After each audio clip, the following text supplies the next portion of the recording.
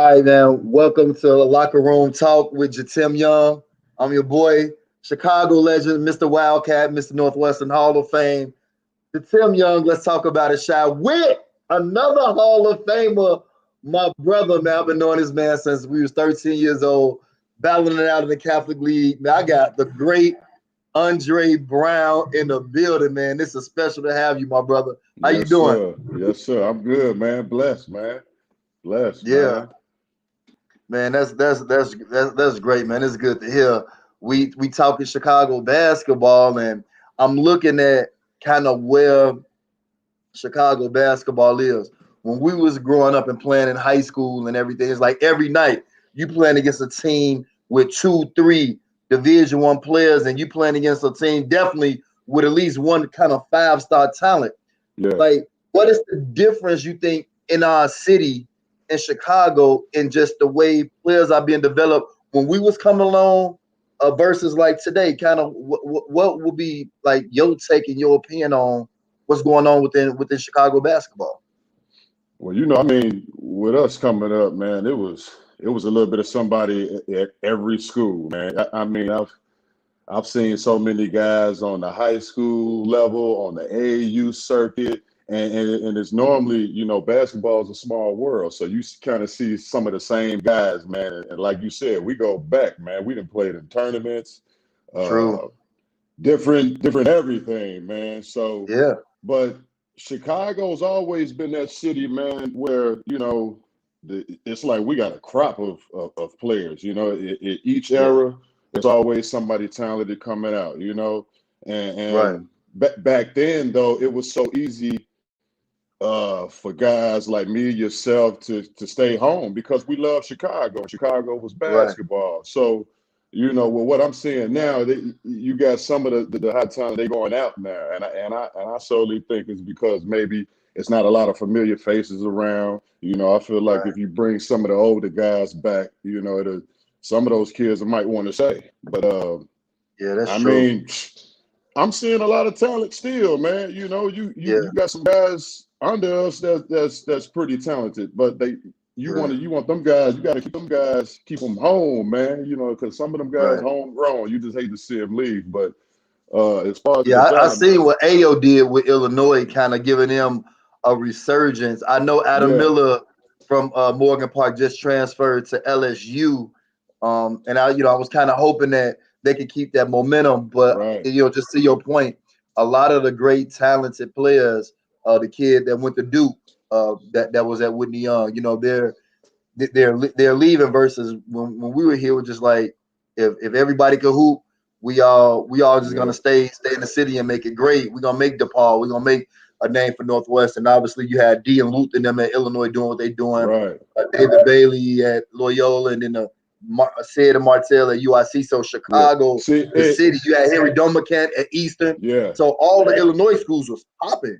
You know what It I mean? made And it it now made you it get the made it talent, they're going away. easier. It made it easier too to make those decisions to stay home because you had your home who went to UIC or Right. Northwestern, and we was always competitive because we saw each other all the Yeah. way up to the professional level. So Exactly. it was always love, man, and you don't see a lot of that this year, because when I watch college now and I see other schools, I'm like, he from Chicago, you know what I'm saying? Right. Yeah, I do that I'd too. have never known that, I'm like, Right. man, Yeah. how we let him go? So yeah, Yeah. to that defense, I see what you're saying, man. It's Right. tough, and you just need a familiar face around there, man, to keep them guys at home, put Chicago back on the map. Yeah. I mean, you was a McDonald's All-American, and that was real big, for the city, playing against you in the Chicago Catholic League. When you were coming up, like who was kind of like the guys that you looked up to, and who was somebody that through the course of your career you kind of try to tailor your game after of, or was it a certain person that you worked out with that really helped your development from being a McDonald's All-American and going to DePaul doing your thing and then becoming a pro? Yeah, well, yeah. I mean, just being young and being in that little inner city, that little crop of all the players before me, like the Jawan Howards and the Yeah. Antoine Walkers, and even guys like Bobby Simmons and Q and all Yeah. those guys, and watching those guys and learning from some of them. You got even some of the younger guys. You got like the Rio Logans and the Eddie Currys, Right. man. We had so many players, man. So, Killers. but just playing like those guys and watching them day in and day out, it pushed me even further. And I mean, it Right. also helped. I was 6'9", so shit, I had to hoop, man, and playing with those. You know what I'm saying? I could be a 6'9" baseball player, Tim, so I had to do something, man. But Yeah. playing with those guys and seeing those guys push me a little harder, and I was watching everybody, man. I was watching Farragut, I was watching KG, Mike Wright was a Right. beast. Those are some of the names Tough. that people don't know about, boy. Them boys was Yeah. tough, man. We had some battles, man. It was good. So I kind of look at everybody, man, and was glad to be a part of that circle, man.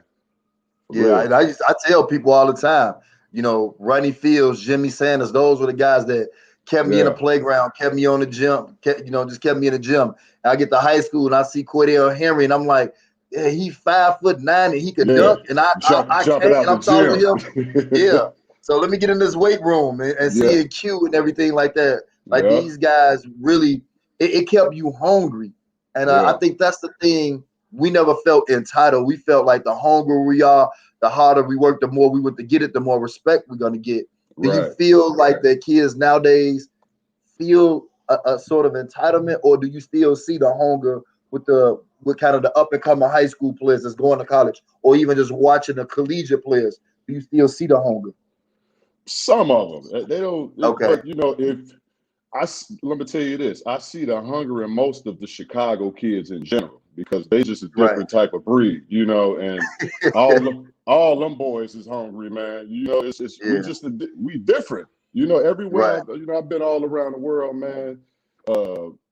Thank God, but people like, man, where you from? Chicago? Oh, they show so much love. They know what type of Yeah. player you are, man. Whether you a guard or a big, they know what they getting. And I Yeah. mean, it depends. Some players don't really have that or have anybody to really look at or really show them the way. I mean, like I did. I mean, like I said, I had guys like Juwan Howard and Right. Twine. Like I knew those guys. Going to Tim Yeah, because we Grover. used to go down the hoops. We used to go Yeah, down the hoops at So Tim Grover gym and train exactly. all the time with them. So We were young pups. We got beat up, and and it helped us. It true. pushed us It along, did. and I needed that. You know what I'm saying? And being in Florida, I try to get that to my young boys because they need that. You Right. know what I'm saying? And I was pushed. But Chicago Yeah. cast is different, man. If I had some Yeah, we are Chicago built boys, different. we had some Chicago boys down here, man, we'd be all right. Yeah.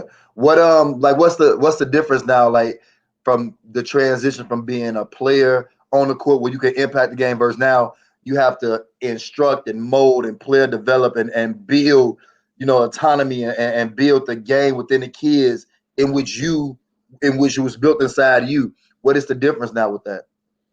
I mean, well, the difference was me. Like when I was playing too, as I got older and realized, it's time for a plan B. I kind of Mm-hmm. wanted to stay close to the game. I just had my son, so and I kind of wanted to stay close, specifically for him as well. So it was Yeah. always a passion for me. You gotta have Right. that passion for it in order for the transition to be easier anyway. So Yeah. and I started training guys when I got to Florida, so I always wanted to Okay. give back. That was my way of giving back too. Right. Showing the shorties the way. They always wanted to pick my brain, so that kind of made it easier for me to want to coach. And I'm getting some success from it, so I want to continue it and see where I can go with it. But it was always mainly just to stay close to the game, and it was an easy transition for me. Some guys don't have an easy transition. They end up doing something else, TV or whatever it may be, but I knew I wanted to stay close to the youth, because Right. that's what guys did for me, man. It's only right to give back. Right. And you talk about transitioning. We just seen the NCAA tournament. We just seen guys. We talked about Io, who's to me, I thought he was the best player and the best guard in the country. I know Yeah. Illinois got upset by Loyola. Loyola, well school, well coached team, and they upset Illinois. And then Baylor goes ahead and beats Gonzaga. Hey, we don't care about none of them names. Straight from the playground. Yeah. Y'all flying private jets and everything. We finna beat y'all by 30. kind of what was that excitement like in that transition of not having the NCAA tournament to what we seen this year? Were you impressed with the tournament? Were you disappointed in it? What was kind of your feel for the tournament? Yeah, I was impressed because you was able to see teams like Baylor, those underdogs play as well as they did. I Right. was more excited seeing Jawan's Michigan team get as far as they got. Yes. So I mean this is a blessing, man, because you want the Chicago guys to win in whatever we do, Mhm. man. Whether it's coaching, Right. playing, we always rooting for that Chicago guys. So I mean, I Absolutely. liked it. I liked it. I mean, Baylor was a tough team, man, and It Gonzaga, was. even though Gonzaga was the favorite, Baylor really showed me something because I didn't know too much about that Mitchell kid. He was tough, man. Right. He He was was. tough. They was playing straight playground Yeah, ball. but that's what I mean, you that's from the what south side, I'm wins, from the man. west side of Shot, so you can Yeah, see it. that's that Chicago. That's what it is. We Yeah, don't care who you are. You come here, exactly. that's what it's gonna be, man. Yeah. And that's how it was. That's what I see them. I was watching them. I'm like, man, if these boys ain't playing hood ball with these boys, Yeah, I don't know yeah. what it is. I know I don't care about what your name is basketball when I see it. Exactly. Yeah, Got him that way, man.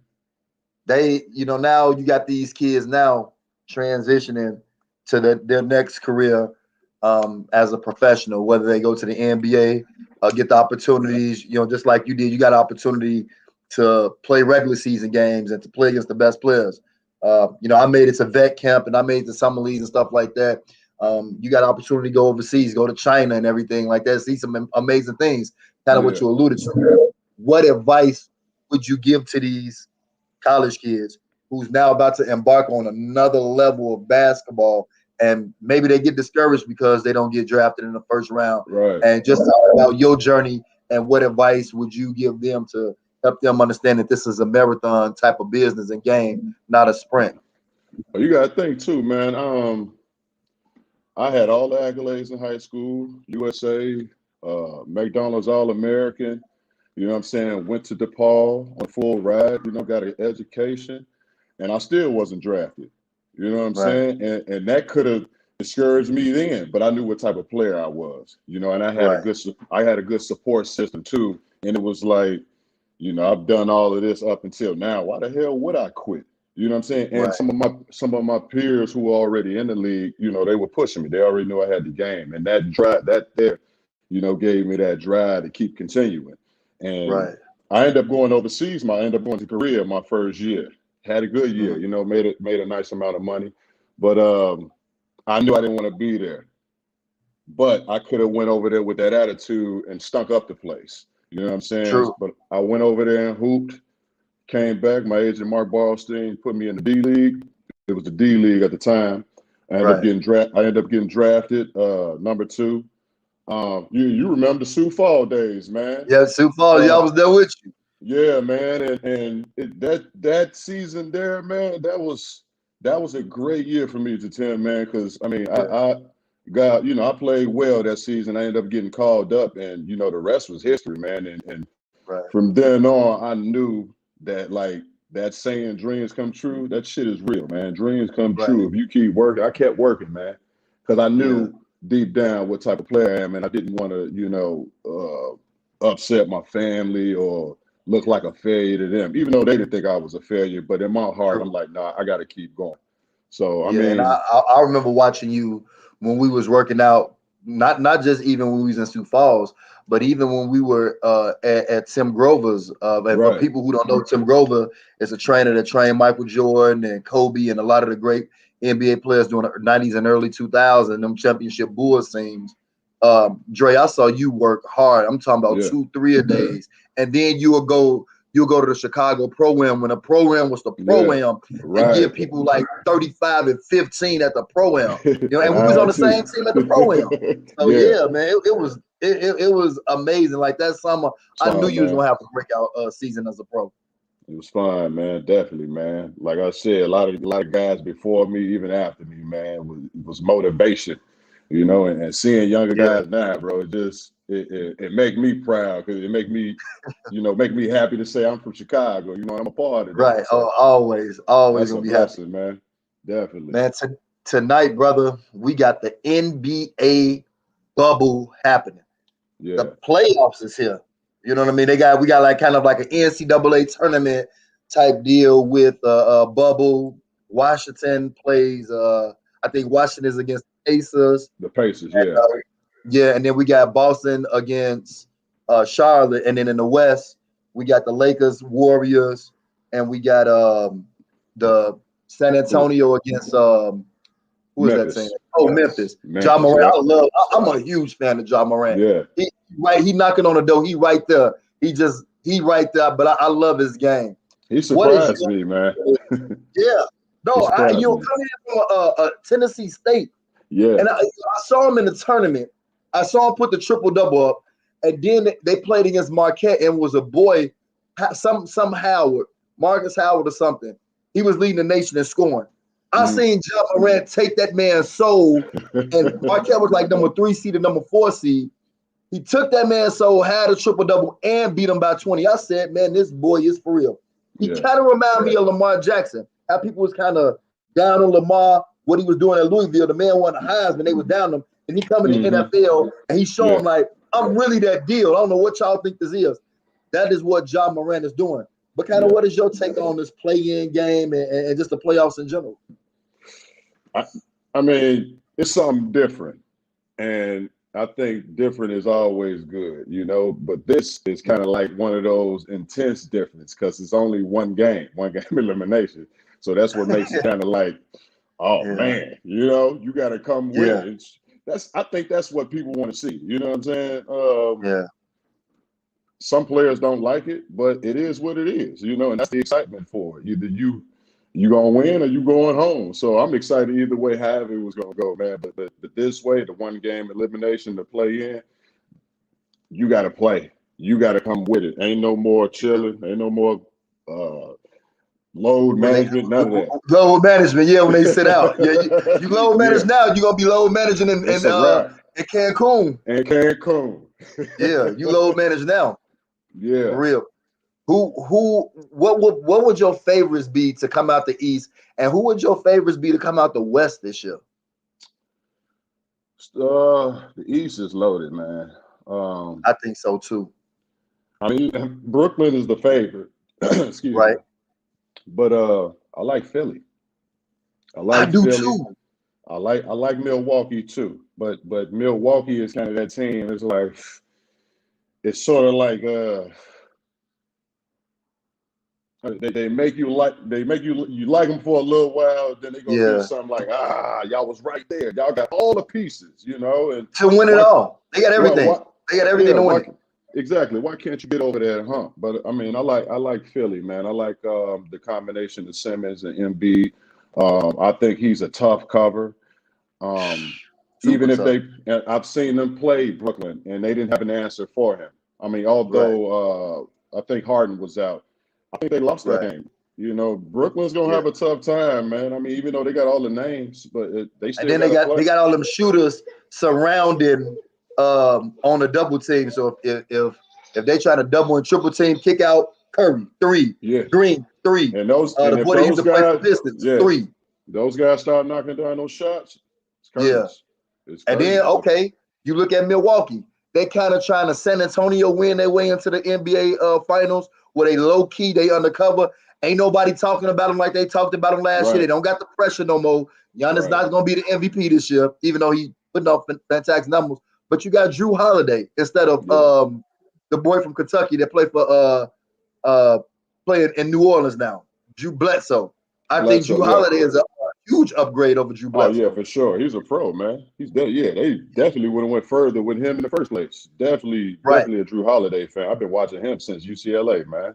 Solid. Drew Holiday is real. I didn't know he was that tall though. That's what gives him an advantage of being 6'4". That's crazy. 6'4" point guard. That could defend. And could defend. Right. He's tough. So I mean, you got between Brooklyn and Philly, in my eyes, you know, you trickle on down to teams like New York and those guys, those are underdogs. And even though they playing good, I just think, you know, lack of playoff experience is going to hurt them. Guys who's been there is going, like Brooklyn and Philly are going to have a better time than some of those teams. But it's good to see a team like that make it because they balling too. And a young team like Miami Heat don't got the college atmosphere like them rookies had, and I think that was an advantage for them because they didn't play in an arena in a playoff and see what it's like going on the road, see what it's like traveling. Y'all was just in a college environment, Right. AAU. We staying in one place, and they flourished. They went to the final. You know what I mean? It's gonna be different now. It's gonna be different for them. It's gonna be real different. Yeah, pressure bust pipes. Now you got to now you got to travel. It's easy to play in one spot and not go anywhere and not have jet lag and what I'm saying. It's easy, but now you got to go to the other crowd. Now they letting fans in. That plays a part. They do. That plays a part. Western Conference. Do you like Rondo over there in the Clippers? You think the Clippers can finally do it? Do you think it's going to be upsets? I personally still don't believe in Utah. I don't believe in Denver. So, I mean, what is your opinion? Yeah, I feel the same way about Utah, man. They do the same thing every year, man. They do those teams who are right there too. And it's like, y'all look good in the season, but like, where y'all go? But yeah, Denver the same way. They got all the pieces. They got all the pieces. You got Jokic. He's surrounded with so many weapons. You would think they'll be a lot further than they are, And I don't think they got Murray hurt. And Murray's hurt. So you never know. I mean, the Blazers are balling. They're a nice underdog team. Yeah, I didn't think Phoenix was going to do as well as they did. True. So you got some tough teams in the West. The West is loaded, man. LA Clippers. You got the Lakers. I mean, I got coming out of either LA, the Lakers or the Clippers. Yeah. And then you got that babyface assassin in the tournament. The last time he was in the finals, the last 5 times he was in the playoffs, he went to the finals. Now him, Draymond, and Kerr is in this tournament. To be honest, I feel that they are going to upset one of the top 2 teams. Like, if they fall 8, they're going to upset Utah. If they fall 7, they're going to upset Phoenix. That's just my opinion. What? They got LA the first game, though, right, for the play-in. Yeah, but like you know how the play-in work. Say, for instance, if Curry beat, they got to play in. So, like, if LA beat Golden State tomorrow, LA become a 7 seed. Golden State got to go beat the winner of them 2 teams, Memphis and San Antonio. And Golden State is gonna beat one of them 2, and then they go ahead and go to the they become the 8th seed. And if they the 8th seed and they play Utah, I got Steph Curry having a series of his life. They take Utah to 6 or 7 and they win. I can see that. I can definitely see that because he's a different breed, man. You can't underestimate him. Yeah, he tough. Nobody want to talk about him no more. He making you talk about him now. He's making you talk about him now. Kind of what Dame did last year. He doing the same thing Dame did. Y'all ain't talking about me? Watch this. And he was the MVP in the bubble. If you got an MVP, who is your MVP? My MVP, this is gonna be the first. It's not the first time a big has won it, right? This would be the first year. Did Shaq win the MVP? Yeah, Shaq won. Dream won. David Robinson won the MVP. Yeah, it's gonna be the year. It's gonna be the year of the bigs, man. I gotta give it to Embiid, man. I think he's dominant. He does so much for that team. You can tell when he's out how much they deplete, even with still having Ben Simmons. He does so much for that team, man. I think he's second behind James Harden with getting the foul, getting to the foul line. Yeah. Or something like that. Yeah. He's tough cover, man. Yeah. I mean, to me, Embiid is definitely better than Jokic, but do you think they're gonna lean towards Jokic to win it? Just because Jokic give you assists? Like he basically almost giving you a triple-double. Even though I feel Embiid should be the MVP. He's clearly been the best player. I mean, other than outside of what Steph Curry been doing the last 2 months, for the entirety of the year, Embiid, I just been like, man, this dude is found something in him. It just clicked. Yeah, I look at who's more valuable to their team, especially if you lose that guy. You know, just say for instance, you know, Jokic is out. They got so many weapons, man. Well, they won't miss him. Like Philly will miss Embiid when he's out. True. You know, Yeah. And I had thought about something too, like the year that because some people don't know about like Arvydas Sabonis, how nice he was Mhm. and big. You Yeah. know, and it was European and had everything. It was just like Jokic. He was a Right. nice passing big man, but was he the MVP? Is he better than Shaq? Was he better than Hakeem?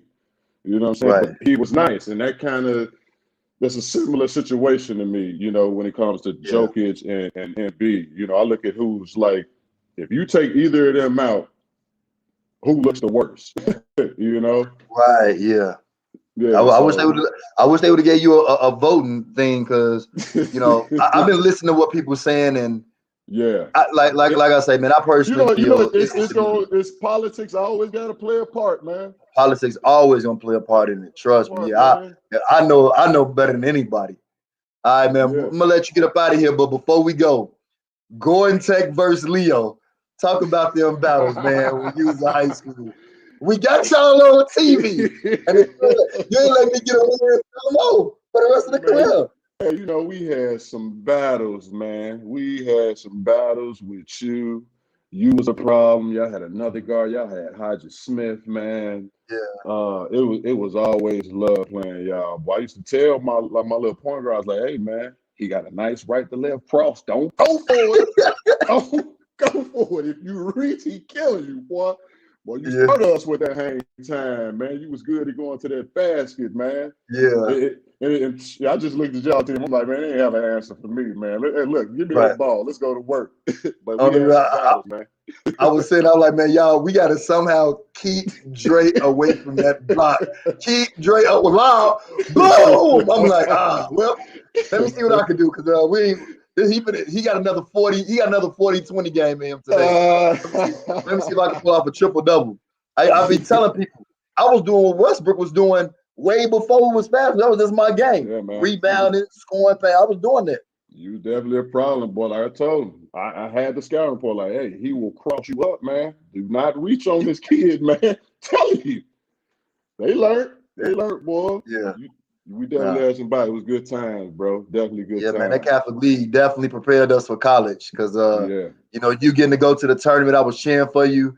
Y'all Yeah. beat Dayton. I was so happy to see, you in the tournament. And then, like I say, man, we've been, since we was 13 years old, man. You talking about 25 plus years, man. It's beautiful. Yeah, man. Yeah. For sure. Straight up, man. That's love, man. It's good seeing you too, my man. Yeah, already, man. Well, man, thanks, Dre, man. I appreciate your time, man. I'll hit you up soon. Yeah, for sure, man. Anytime, bro. All right. All right, so that was Andre Brown. For you guys that don't know, Andre Brown, McDonald's All-American class of 2000, one of the best players in the state of Illinois, one of the best players in the country. Depaul University. Andre played in the NBA, played overseas, played in China, and just the Chicago thing is beautiful. I want to give my condolences to the family of Antoine Peters, Snake, who passed away, a huge pioneer in Chicago basketball. So, man, just blessings, prayer for the city. And again, this is Locker Room Talk with Jitim Young. I'm your boy, Mr. Wildcat, Mr. Northwestern, Mr. Big Ten, Chicago legend, Hall of Famer, Jitim Young. Make sure you follow me, hit the subscribe button on my YouTube page. Also, Let's Talk About It Shy. Make sure y'all go to Let's Talk About It Shy. Hit that subscribe button. If you want any apparel, well, Let's Talk About It Shy. www.real, REAL, Royal, ROYAL, tees.com. www.realroyaltees.com. Again, thanks to Andre Brown, my brother, Chicago basketball, a lot of Chicago legends. And we're just going to keep bringing you amazing content.